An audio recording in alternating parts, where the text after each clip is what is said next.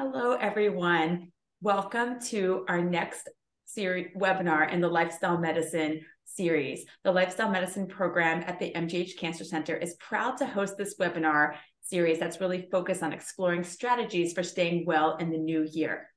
Today, we are thrilled to focus on a key pillar of lifestyle medicine, namely the importance of social connection. Thus, today's webinar is entitled, "You Are Not Alone, The Importance of Social Connection." We have a great team today to learn from, and I would like to first introduce some of my colleagues. I will first introduce Loren Winters. Loren is an adult oncology nurse practitioner who specializes in the care of individuals with breast cancer. She is also the Assistant Director of Breast Cancer Survivorship at the Mass General Cancer Center in Waltham and Assistant Director of the Mass General Cancer Center Lifestyle Medicine Program. She is a certified lifestyle medicine practitioner, as well as a health and well-being coach, yoga instructor, and Ayurvedic health counselor.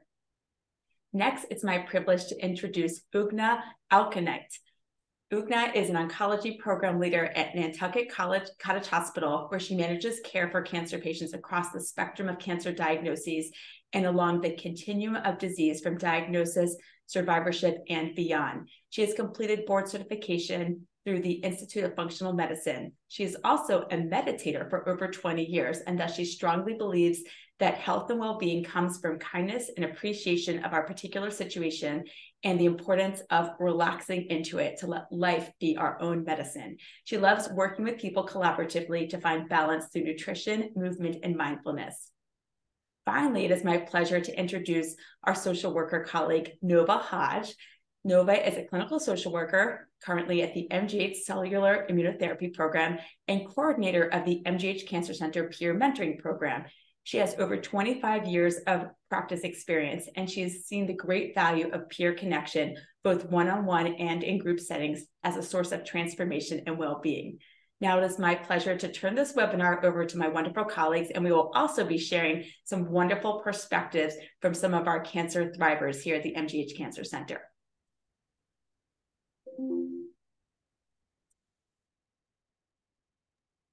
All right, Ugne, I'm going to come off video and I'll be sharing your screen. So I'll do that right now.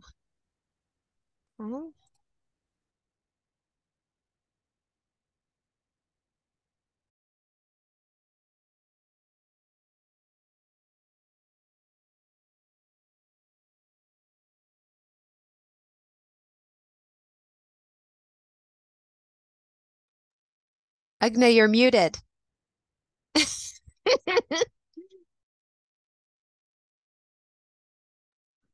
Okay, let's try this again. Thank you. Thank you, Dr. Commander. Thank you, Loren, for setting the slides for us. The key of this presentation is you're not alone and the power of social connections. Today, we'll talk about the social connections and health. We'll share with you information about the peer-to-peer support groups, exercise buddies, as well as give you some tips and resources how to strengthen social connections. Friendship is based on the oldest and the most intrinsic human awareness that there is more to life than just ourselves. Let's talk a little bit more about social connections and health. Social networks are defined as the web of social relationships surrounding an individual. Broadly speaking, social support is composed of 4 defining attributes: emotional, instrumental, informational, and appraisal support. All those have different aspects. Adequate social support is necessary to navigate sudden life changes, including the journey from cancer diagnosis through the survivorship. The world's longest scientific study of human happiness found that strong relationships are connected to better physical and mental health, as well as longevity. I would like to touch upon some of the key benefits of social connections on health. Stress, for instance. Social support helps people cope with stress. Being surrounded by people who are caring and supportive helps us to see ourselves as better capable of dealing with the stresses that life brings. Research has also shown that having strong social support in times of crisis can help reduce the consequences of trauma. Supportive social relationships can be a buffer against the negative effects of stress. Or physical health, for instance. Evidence is suggesting that social support can lower the levels of stress hormones. It is also linked with lower blood pressure, less atherosclerosis, lower cardiovascular disease progression, even better immune function. Natural killer cells play an important role in cancer surveillance, and studies show that a higher level of social support is associated with greater natural killer cell activity. In addition, patients with stronger social networks have an improved response to vaccinations.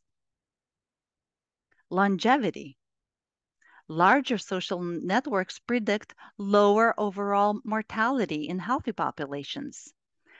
Data across 300,000 individuals followed over 7.5 years indicates that individuals with adequate social support and relationships have 50% greater likelihood of survival compared to those with insufficient social relationships.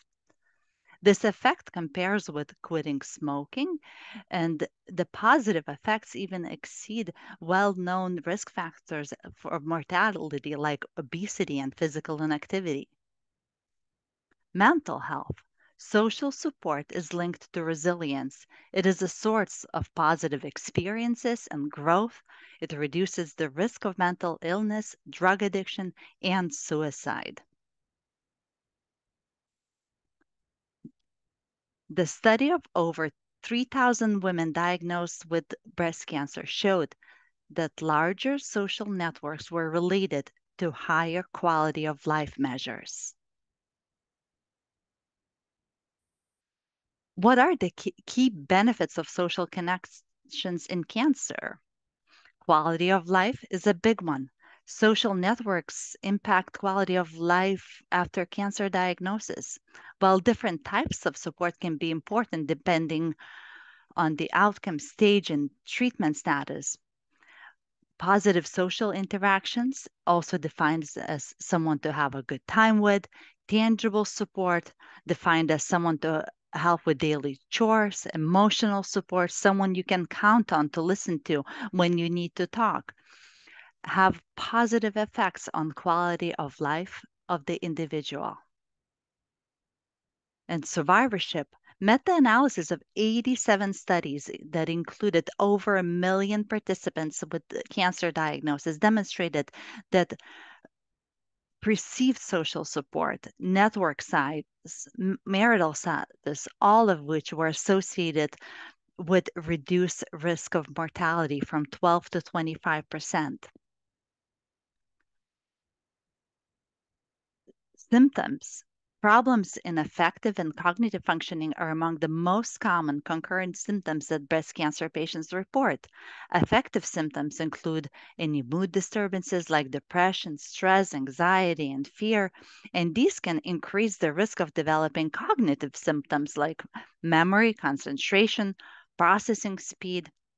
Review of 70 studies examining social relationships and their effect on these symptoms in breast cancer patients demonstrated that social relationships may in fact mitigate the problems with affective and cognitive functioning.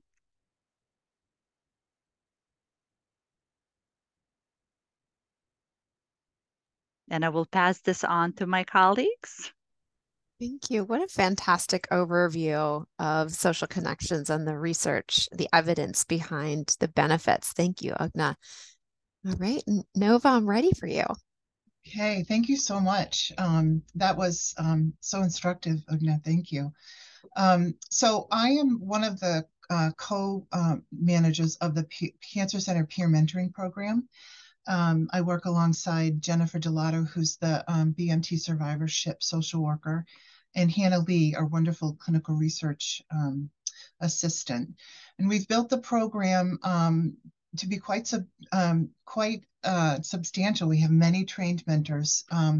So the program matches cancer patients who are a year past diagnosis with people who are looking for a mentorship relationship at any point in their cancer journey. The program, our mentors are trained, and they receive supervision from me and Jen, and it's a relationship that is structured over 3 months, usually. But in the case of the 2 ladies that I'm going to be introducing, can often extend beyond that.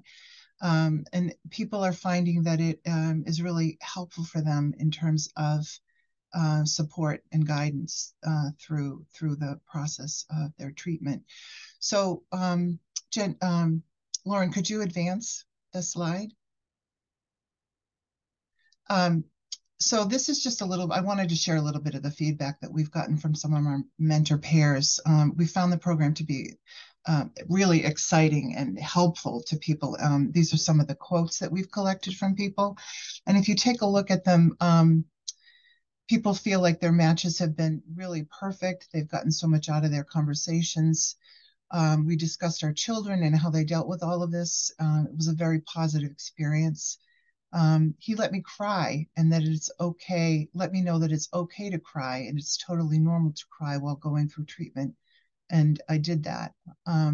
So I think reading these comments, I was struck by the kind of impact that this has. If you think about the diagram that Ugne showed us earlier, it's sort of an informational benefit and also an emotional benefit. Think about what social connection can bring to us, the benefit that it brings.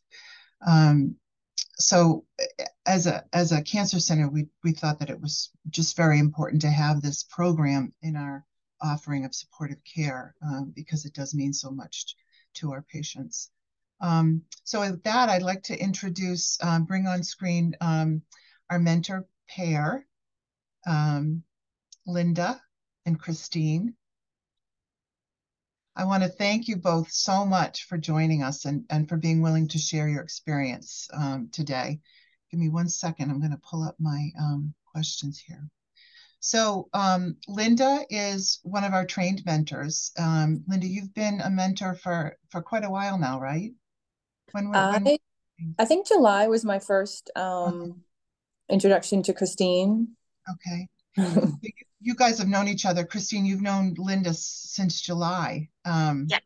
Yes. And I think I would say that you guys are one of our most successful matches. I hear great things about the work, the work that you do together. So thank you so much, both of you, for being willing today to share. I'm interested to know what motivated you to participate in the mentoring program initially. Who do you want to go first? It's up to you. Just let's keep it freestyle. All right. Christine, do you want to go or you want me to go? I'll go. Okay. So for me, right now I'm 5 years out from my diagnosis. So I'm in a little different place than Christine is, obviously. But I was in her shoes too. And that very first day, in fact, July is like my anniversary month as well of my diagnosis. So it was kind of cool to meet Christine in a time that I kind of needed support also. You know, the reason that the motivation that I got to do this mentoring was that I loved everything Dr. Commander has put in for breast cancer survivors. I admire everything that she's doing for us because it is so isolating and so, you just feel so alone when you're home every day and your spouse goes to work and your kids are off to school and your friends are working and you're just home with your thoughts and everything. And it can be very sad and lonely at times, you know, and it was, and I just remember, like, for me, I had to reach out to just a few friends that may have had a breast cancer journey, but not the same as my journey, but similar. And it's just kind of nice to, I think with Christine, it was nice because we got paired up because we both had triple negative breast cancer. And that's a little different demon of its own. It's a very aggressive cancer, and it's scary when you hear those first words of triple negative breast cancer. And it's hard to find. At least back then, it was hard to find someone that had that same type of cancer. It seems to be a little bit more common now. But for me, I didn't want someone to be so alone in their thoughts and going down that rabbit hole. Like, I wanted to be that light, that spark of hope, that comfort of, it's going to be okay. Like, I made it through it, you can make it through, kind of thing. Yeah, I think hearing it from someone who's been there is so important. Yeah, I think that's so important. Like, and then when I finished my treatment, my goal was to give back. I just felt this huge gratitude of, I'm alive, I'm here. I just went through battle, and I wish I had someone like Christine, or someone to get me through that long period of healing. Because it's a battle you came out of, and you come out alone, and and like Christine was saying to me the other day, like, it's not so much just the first 3 months of hearing that diagnosis. It's almost like the 3 months after your treatment, you almost need the same type of support, because you're coming out of battle, and now you have to reintroduce yourself into the real world again, and this new person, in this new shell of a person. And I could go on and on and on, but that's part of what got me into this, is that I didn't want someone to feel as alone as I felt. Mm-hmm. Mm-hmm. Well, thank you so much for your generosity, Linda. I can hear how important this has been to you. And Christine, why don't you let us know what motivated you? So when I was in treatment, I was feeling really overwhelmed by everything that was happening, all of the treatments to come, the side effects, and I also was overwhelmed by my triple negative diagnosis. I had a lot of friends coming to me and saying, oh, I have a friend of a friend who's had cancer, and everyone was offering me information, but I think it was you when you said, oh, we have this program, that appealed to me so much, because I think you had said you'll match me with another mom and someone who had triple negative. And I think it took a little bit of time, but then we ended up being a perfect match. And it was nice to speak to someone who had been past the treatment. She could tell me what I was experiencing was normal. We just sort of had that in common. So it was nice to have my questions answered, or have some reassurance from someone who had been through exactly what I had, what I was going through, and I still am going through. Mm-hmm. I think that normalizing that you're talking about is so important, because you just don't know if what your experience is. And, of course, everyone's experience is different, but because you've been through a similar experience, Linda was able to reassure you on some level. Exactly. We do train our mentors, as Linda knows, they're not medical providers, but because they've been through the experience, they have so much to offer in terms of peer support, of course. If another patient asked you what you've gotten out of this, what would you say to them? Or what, I think we have many participants on the screen. What would you tell them that you've gotten out of this personally? Personally, I've gotten some lifetime friendships. I feel like Christine and I are going to be continuing this relationship for forever. I don't know. It's the journey doesn't stop after treatment. It's like, I'm sorry, I'm getting emotional. Okay. But I think what I realized is that I needed this support just as much as she did. And I know she thinks I'm here to help her, but she's helped me so much too. Well, thank you, Christine. That's what peer support's all about, I think. Right. You kind of, I'm getting a little emotional too. This is sorry. Very special. No, it's from your heart. It's wonderful. And the thing I had to learn too is, like, I think for Christine and I, we texted a lot at first just to kind of get a feel for, her availability, get a feel for what her family life is like, what kind of demands she has at home, because I didn't want to be, bothering her if she's resting after chemo. Like, I wanted to respect, and just be like, okay, I remember I was there. I needed another week to kind of feel like myself, kind of thing. So I kind of gave her some space, and I just, and then I'd be like, oh, let me check on her again, because I think she's having her, fourth treatment or something, and I would just try to make notes and just try to, spark her up and just cheer her up when, I felt like maybe she was feeling down or something. Like, I just, just even just encourage her, like sometimes, like, oh, go on that insight timer. Remember I told you how that makes you feel, like a 10-minute meditation, or maybe you just need to sit in the sunshine today. And, just like little motivational things, just to know that I'm caring, that I'm here, that I've been there, kind of thing, just to help ease her day, because I know what it's like to be in those thoughts all day long. Yeah. Christine, what was that like for you? It was wonderful, because I quite often, I felt like, well, I'll say I have a house full of boys and they're wonderful. And they did the best they could to take care of me, but sometimes just coming from another woman, and a woman who's been through this, just knowing the right thing to say, it really helped me. She did have a lot of encouraging texts, and remind me of some of the things that would make me feel better, and just, being there. And I could text her just sort of any time and say, oh, I feel like this. I don't know if this is, am I being a hypochondriac? Am I normal? But yeah, just hearing that encouragement meant the world to me. So great. So one of the things I heard you say, Linda, that you learned was that you needed the support as much as Christine, which I think is really wonderful. For sure. The friendship is really nice. Yeah. Christine, can you say something that you've learned about yourself because of this relationship? I learned that I definitely want to do this. Oh, I'm so glad to hear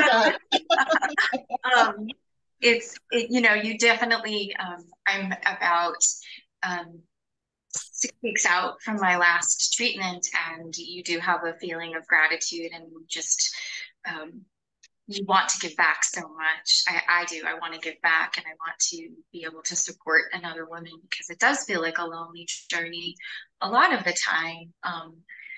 And it's hard to explain that to anyone, because I did have an outpouring of love and support from friends and family, but at the same time, there's that loneliness of going through something so hard. And you want to be so brave and so strong, and just having someone walk through it with you who has been through it, it just made the world of difference. So I learned that I definitely want to do this for someone else. Yeah. And there's a sense that you want to protect your family and friends a little bit, but you can say things to your mentor who's been there that you might not feel comfortable saying to even the people that you love the most. Exactly. Definitely.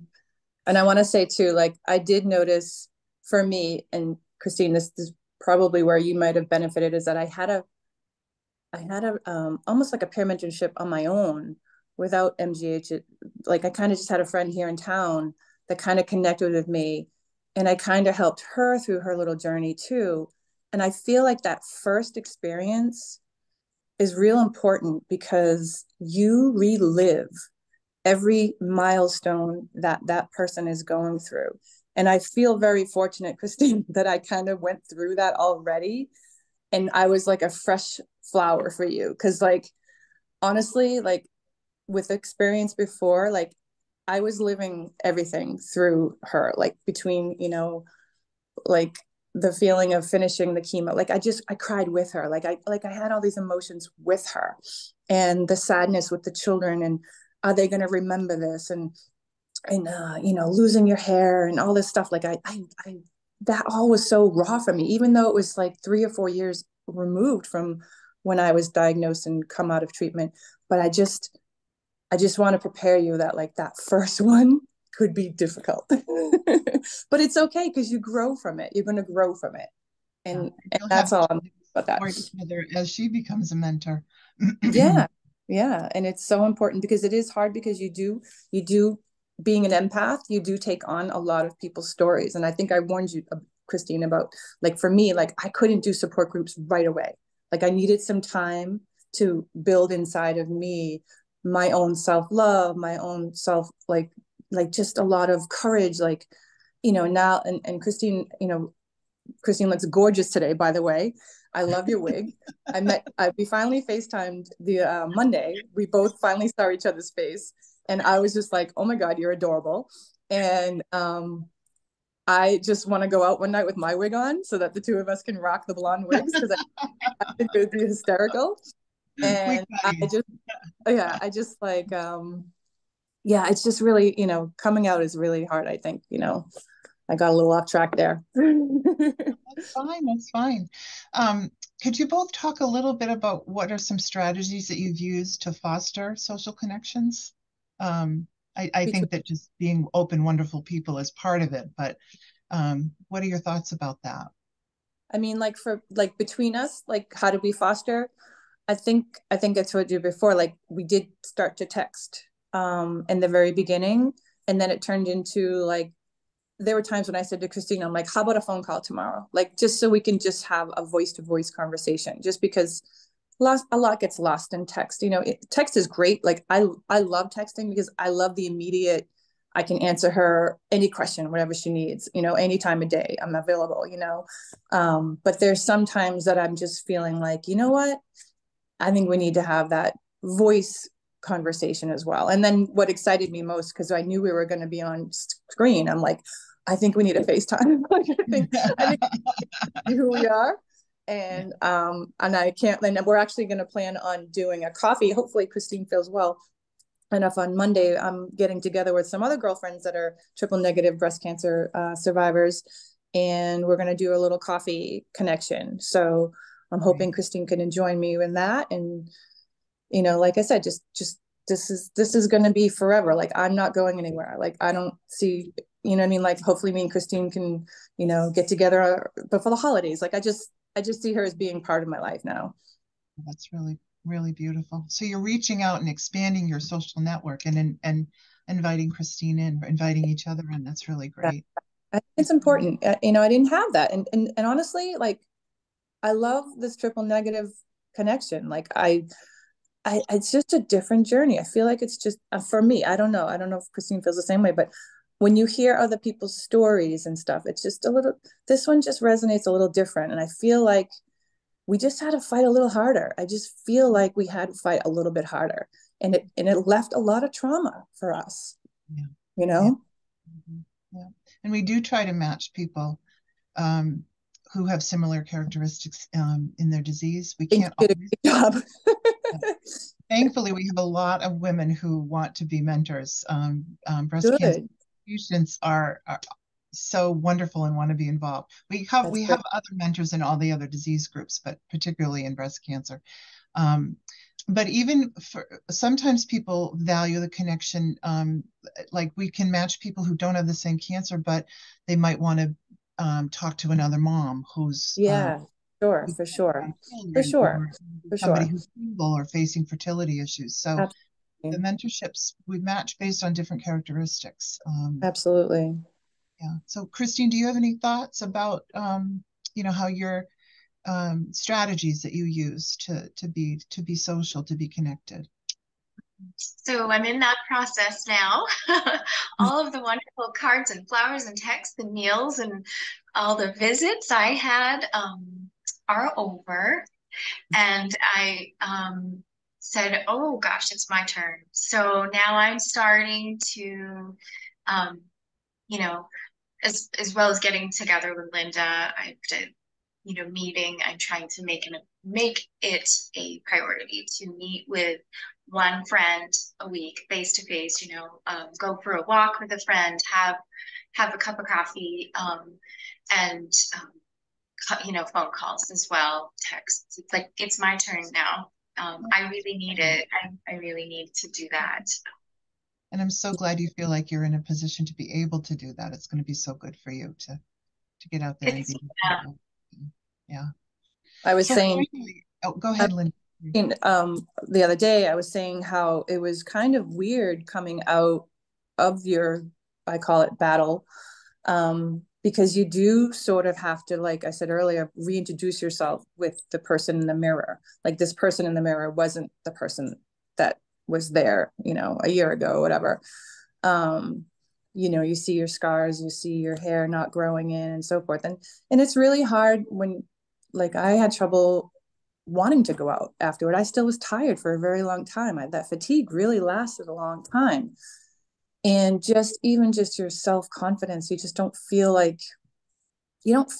joyful to be out, like your friends want you to be out. Like your friends want to celebrate you because they're so happy you're done with treatment, but you're not really done yet. Like you still have so much healing to do. So my friends were very understanding with, like, I would make plans and be like, you know what, I don't really feel like doing it tonight. Like I just don't have the energy. So I was saying to Christine, I'm like, sometimes the spontaneous connections work the best. Like a last minute call, like, hey, I'm around. You want to do a 10-minute walk or something? Like just anything. Like it's hard to plan next Wednesday at 10 o'clock. Let's do this. Cause like she was saying, like, what if I'm tired? I'm like, exactly. And you should be able to say, I can't do it. I'm tired. And a friend should understand, family should understand that you're still going through it. You're not just done. You're not graduated. That's right. Well, a lot of that sort of feeds into the last question I had for both of you in terms of what you would like your healthcare team to know about how cancer has impacted your life. So that's definitely, one area where the symptoms, you can't be spontaneous sometimes. And it's hard. You feel very different about yourself after you go through this. And I'm wondering if there are other things as we wrap up that you could talk about that you would want your care team at MGH to know about how cancer has affected you and your social connections. Christine, you want to go or you want me?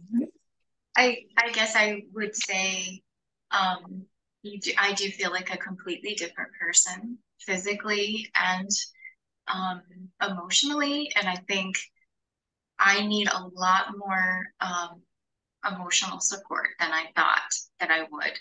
I think I just kept pushing forward through all of my treatments and just kept going without really allowing myself to feel a lot of the emotions. So I feel a little bit of, well, like Linda said, looking back now, I think I'm processing a lot now. So I guess I didn't know about a lot of these programs that are at MGH, and I'm excited that they're there, but I didn't know about a lot of them, and I need them. I definitely need to have some more counseling, I think, just to process all of the emotions I have, and the physical, I feel like I can cope with a little more than the emotional side effects. I feel like there's a lot to process, and the people around me do feel like, okay, you're done, great, let's move on. And I mean, I'm tired a lot, and I have some of the physical things, but it's a lot of emotional. It's hard to put myself out there now. I feel really different. Right. Yeah. Linda, do you have anything to add? We talked about something important. Yeah. So, I mean, I think I've talked about before, like Christina's saying too, like we need the time to process. And I think what happens is sometimes at home, in our own homes with our spouses or so forth, like I think they also expect that we're going to just connect just like that after being, picked and pinned and we've had incisions, we've had sutures, we've had, ports, we've had all this stuff done to our bodies. Like, it's like, we just want to be left alone. Like, it's like, you just need time to just be left alone. And thank God, Christine and I've talked about this, like we have very supportive husbands, like just very supportive husbands. And I think that's real important to have it through all this, because there's so much our bodies change after all this. I mean, we get put into menopause, and I've talked to Dr. Commander about this, and I've seen Lorraine, and I've seen a lot of, I've gotten a lot of support on this. And it's just something we don't talk about. Linda, you're talking about Lorraine Drapek, right? From the Yes. So, you know, and Christine and I talked a little bit about it, like when you're coming out, like you just don't have like libido, like you just don't have like you just don't feel sexy in your own body, like you just don't have that feeling, you know. And for me, and I don't know about Christine, but for me, having the mastectomy, the double mastectomy, it's like you're just so numb here, like you're just so numb, you've lost that connection, you know, and I don't know, it's just so like I said, I've come a long way, but I feel I'm not the only one that struggles with this. I know the help is out there. It's just it's just an uncomfortable topic to talk about. And I know you guys do a great job at MGH to put the resources out there, and they're there. It's just the courage for us to feel comfortable putting ourselves in a vulnerable position again, because it is very vulnerable because I've done the pelvic floor therapy, and it's very, very invasive. And you just having providers who can help, who have that on their minds is something really important to talk about. Right. Because these are things I didn't think about. Like, you know, I didn't think about these things afterward. I didn't think there'd be pain with, you know, intimacy. Like I didn't know any of that stuff. I didn't, you know, so those are things that like changed my life. Part of our social world, our sexual being. Because this is, I mean, you know, my thing, like I said, my husband's very understanding, but it's a struggle that I have with myself, like to feel, you know, that intimate connection. You know, I mean, I feel like the control is on us. Like we are in the driver's seat of whether or not it's going to happen or not, you know. But yeah, I just feel like that was really impact our like social connection for me and my husband. Right. That's so important. Thank you for bringing that up. It's important for people to feel okay. And it's okay. And once you take it off the table, which is kind of nice, like, because there was many months and months that I think it was kind of like, you know, of course your spouse is into you and loves you and you know, wants to have that connection with you. But I think once it got off the table, then we were able to work on other ways of connecting and then could work towards that part of it. So, but it is a work in progress. It is a work in progress. Like so many things. Right, well, exactly. Thank you both so much for being willing to share so intimate details and important story from both of you, stories. So at this point, we're gonna go off camera and we're gonna pass the ball. But again, thank you so much. Thank you for having us. I really appreciate it. Thank you so much, Nova and Christine and Linda. That was just amazing and so heartfelt. And it's just, you can just see that connection between the two of you as Linda's hoping to be a lifelong one. So I'm very happy to introduce our next topic with our cute name, Exercise Buddies.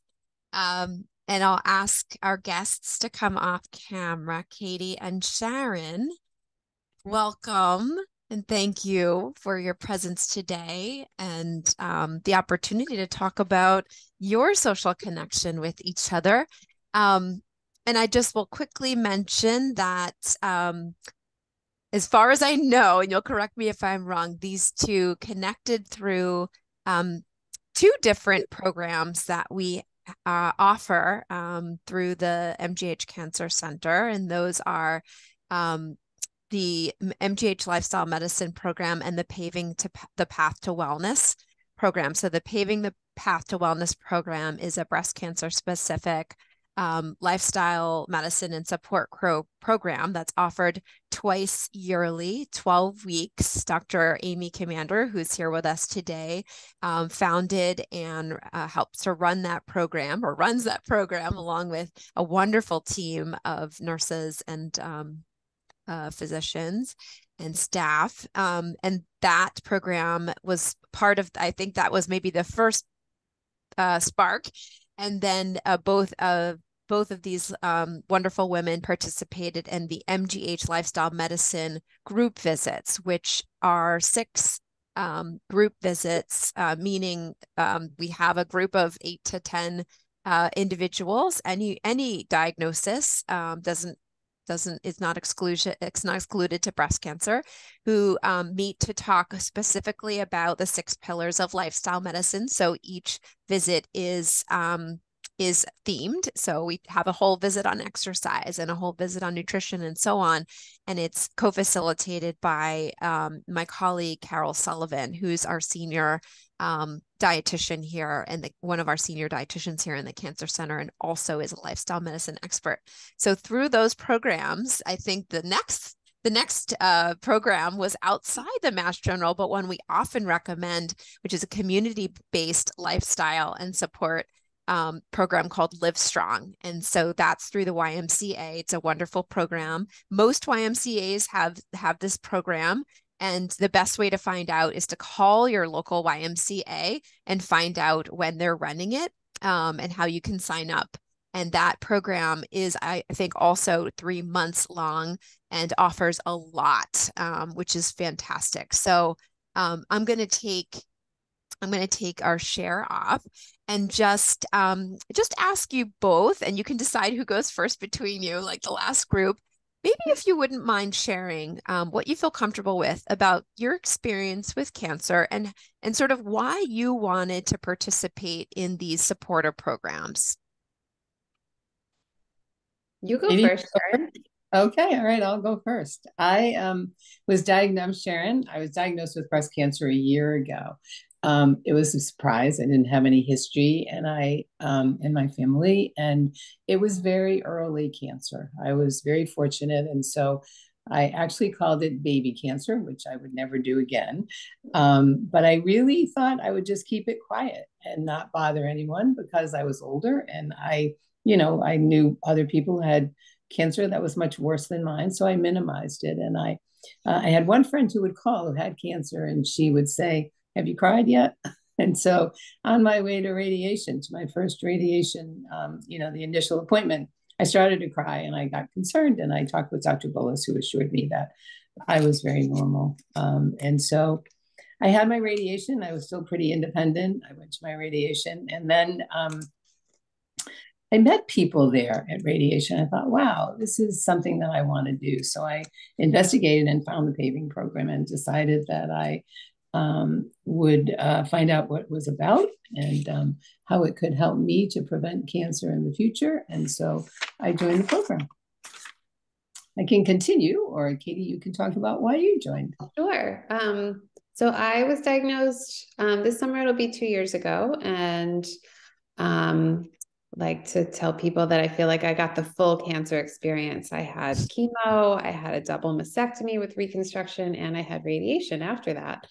And in keeping with that, pretty much anything that the Cancer Center offered, I was like, yep, we could use that. I am a mom of 2 kids who are soon to be both in middle school.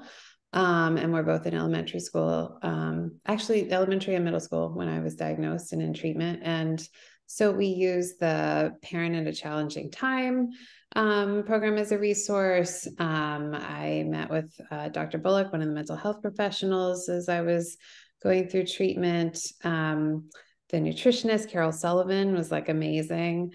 Oh my goodness. I met with one of the other practitioners to talk about dealing with hot flashes. I mean, you name it, like anything, I was in.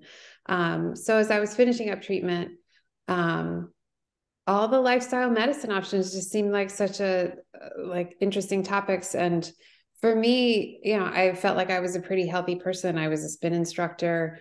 I'm a vegetarian. When I got diagnosed, my mother and I were joking, well, I do all these unhealthy things that would potentially cause cancer, like smoking and all that kind of stuff. And I was like, yeah, I don't do any of that.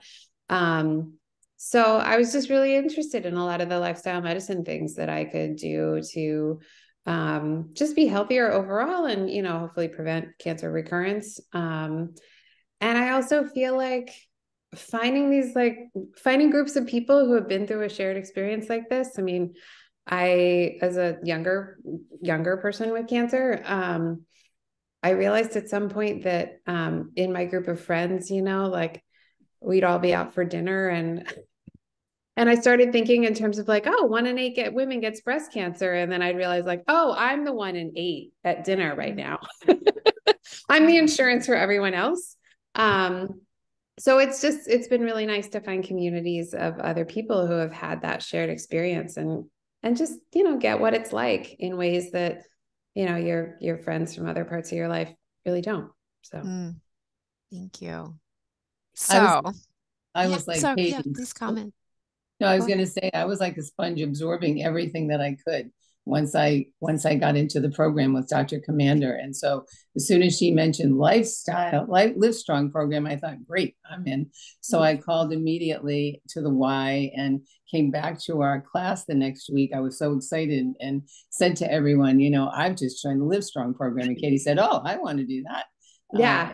So she joined well. And so then we found ourselves there together and got to meet in person. And Katie's much younger than I. She's my daughter's age. And yet we connected and have had a wonderful relationship. So the Livestrong program, I really didn't like to exercise very much. And I must say that I loved going to exercise at the Y. I would be there faithfully twice a week for an hour and a half. Was that it, Katie? Yeah. With Katie and other women.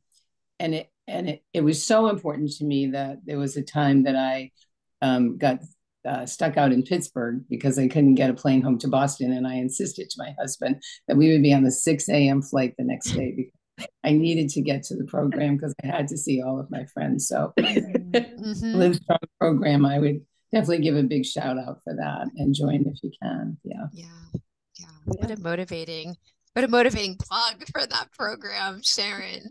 That's awesome that you made it such a priority to get there and show up, not just for yourself, but for those folks that were going through it with you. It's awesome. Tell us if you could, you sort of hinted on it, Sharon, but tell us if you could, both of you, what maybe about your experience in that connection that you've shared with each other, and what's special or important about it to you? Well, I can tell you that Katie is a wonderful person. She is once the Livestrong program ended, I would probably have just come back and been my couch potato self, but not really, because Katie was on the text and she sent me a text and said, okay, so I'll be at the Get Fit program next Wednesday. Will you be there with me? And so I thought, well, I guess I will. And so up I went. Wow. And there I find Katie. Katie is there, the younger person of our group. Someone else came, Carolyn, who really was struggling with the class. And Katie got her a chair, made sure that she, you know, could sit down during the class and felt comfortable. And she just is a person to me who is very dear to me and who has really helped me in my process with cancer, just because she cares and she's there and she has children, I have grandchildren the same age. So we're not the same age, but we can certainly still talk about that. So that's what for me. Yeah. Yeah, no, Sharon and I just connected through the Livestrong program. And then when that was over, the class that we like to go to is technically for people who are 55 and older. And I joke with the instructor that I often feel like I'm 55 with my aromatase inhibitors and other medications, making me feel like an old lady. But yeah, you know, for me, like the motivation to exercise is not my challenge. Because I actually started teaching spin classes again, and actually now teach the same class that Sharon and I go to at a different way, one morning a week. So, but I have to say, I love the social aspect of it. You know, I've sort of built most of my weekday mornings around having these exercise buddies in different places and at different times. And, you know, it holds me accountable too. I like going and being there, but you know, if somebody else isn't going to be there to hold me accountable, then maybe I'll just stay home and do other things instead. So I liked getting to meet up with Sharon and our other exercise buddies. Yes. Yeah. I'm sure the group is bigger than just the two of you. Oh yeah, it's big. That's awesome. I like to think of like when you throw a pebble in a lake, right? You sort of get those initial rings, but then it just keeps growing, right? It just keeps getting bigger, and that reverberation just keeps going. And I suspect that's the two of you. You're your own pebbles, and you're intersecting in the middle, but you're affecting in a positive way, and your energy is out there for everyone else to see. So that's just awesome. One last question, as I know we're kind of heading towards the end, we do want to share some tips and resources for everybody. What would you say, sort of similar to Nova's question, what would be some advice that you might either give to others or even your healthcare team about just based on your experience? Would you have wanted this information sooner? Is there something else that you would have found helpful, looking back? Oh no, go ahead. No, you go, Katie. Okay, sure. So I actually think that I used to joke about this sometimes with Dr. Bullis, my therapist, that I actually think that the healthcare teams at the Cancer Center do a great job at sort of like staging, like, what do you need right now? And where are you at right now? And I always, the time that I sort of like really felt and understood that was when we called it like pulling back the curtain a little bit too far about like, oh, what's going to be happening in like 3 months or 6 months, or like, you might want to think about this in the future. And it's like, I'm not ready to think about that at all. And so you guys do a great job sort of like telling us about, like, oh, like here's other things that you might be ready for, like it's available if you're interested. And I think just, for other people going through this whole experience, for me, I felt like when I was really in treatment and kind of like actively doing that, it's so much time, and it like is so much energy, just, like all the appointments and all the things you need to do and everything. And I feel like that sort of takes over, that and the just exhaustion of being in treatment takes over like any sort of social time that you might have. And I remember having so many friends that would reach out, people bringing us dinner and all that. And it was enough for me to like stand at the front door sometimes and just like be handed dinner and say like, thanks so much. It's nice to see you. And that 2 minutes was like all that I could handle. And then when you're done with treatment, I feel like there's this flip of, like all of a sudden you have a little bit more energy, and you have to be a little bit more proactive about things. And so just recognizing, like, yeah, it's good to get out and talk to people. I've been in my house for 9 months, resting and napping and trying not to get sick with something besides cancer. So you've got to take advantage of all the friends and relationships that have been supporting you during that treatment phase. Once you're done. Yeah, once you're ready. And so what I'm hearing you say, at least for your healthcare providers, is just to make sure that, we tell folks about the menu, and that they're there for when you're ready. And maybe even remind, in follow-ups, like, oh, remember we talked about this? Is this something you might be thinking about now? Or we can sort of, table it and think about it next time, but just to kind of remind folks of what there is, because there are some really wonderful programs, as you've all experienced, and of course the peer mentorship program that we got to learn all about, and there are more. So, and I think that's certainly really great advice, and thank you for pulling that out. So in the interest of time, gosh, I wish we could talk more. We do want to share a couple tips and resources. Nova, do you want to jump on? We just have a couple, maybe 2 minutes to share those slides. So I think what might be a good idea is if we also maybe make that available in a PDF that folks can pull off if they want to review the tips and resources sheet. We'll get that on the website. That's certainly possible. So I'll show it, but we're going to zip through it a bit. Okay. Wait a minute. Let me get down to that. And I have it on screen. Yeah, I don't see it. Oh, there it is. So tips to improve social connections. I mean, our guests have certainly shared so much about that, but it's important to find a source of social support. You want to strengthen important connections and then give to others. I think the peer mentoring program, we've seen that as a source of giving back. Is the next slide has the list of resources, right, Loren? Yeah. Yeah. So our participants mentioned Livestrong. It's a great program. The Healing Garden out in Harvard, Massachusetts is a wonderful, wonderful place. Excuse me, that offers support groups. And I mean, people go out into the garden and they can do meditation, and it's just really lovely. So if anybody's out in that direction of the world, give them a look. There's Facing Cancer Together offers online support groups. Al-Anon and AA are wonderful resources for people who are struggling with addiction. And family members who are in their lives and needing help as well.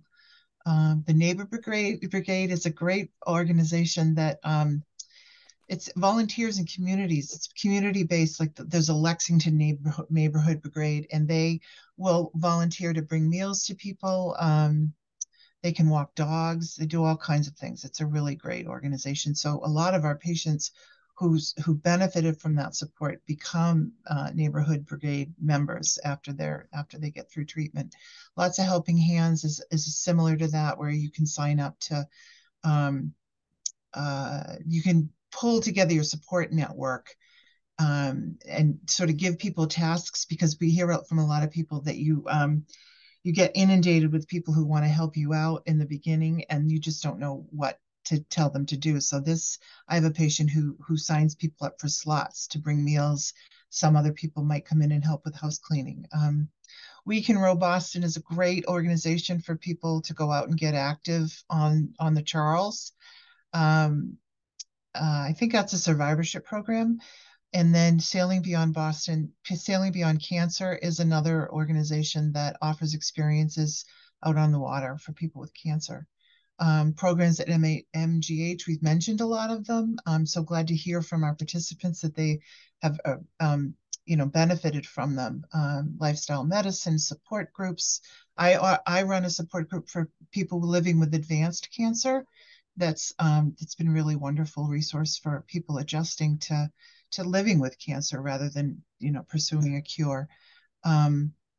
Sexual health program, Linda mentioned that with Lorraine Drapek, is really wonderful for people who are experiencing side effects that are impacting their sexual health. Parenting with Cancer is a support group Lauren, is that offered through the child? I don't know who offers that. Well, there's Parenting with the Challenging Parenting at a Challenging Time program that's available to all comers. I actually am not as aware of how you get from there to the support group, but we can certainly find out and I think that make might sure. be offered by Elise, oh yeah, our child social worker on the MGH child cancer side. Great. And then all of our programs are on this website as well for folks to access on the Supportive Care website. So we do have the link down there, but if you type in MGH Supportive Care, then you can pull up a listing or a menu of all of our programs.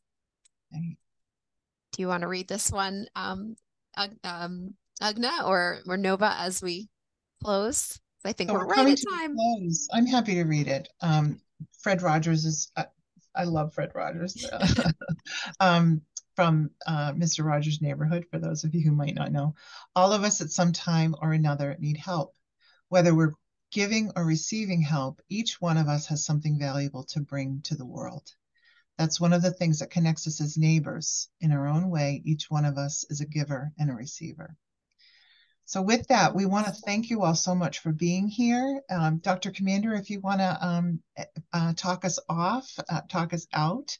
I want to thank you for setting this up. This is wonderful. We have all of our participants could come off screen just to say goodbye to each other. And just thank you. I want to thank all of you on behalf of the Lifestyle Medicine program for being here today, sharing your social connection with us and with each other. So thank you. Agree. Thank you all. This was amazing. I love the social connection on this screen. And we look forward to seeing you all at our next webinar, which is in 2 weeks, which is going to be, oh my goodness, April 12th, where we'll focus on another key pillar of lifestyle medicine, which is managing substance abuse. So we look forward to seeing you then. Thank you. Bye-bye.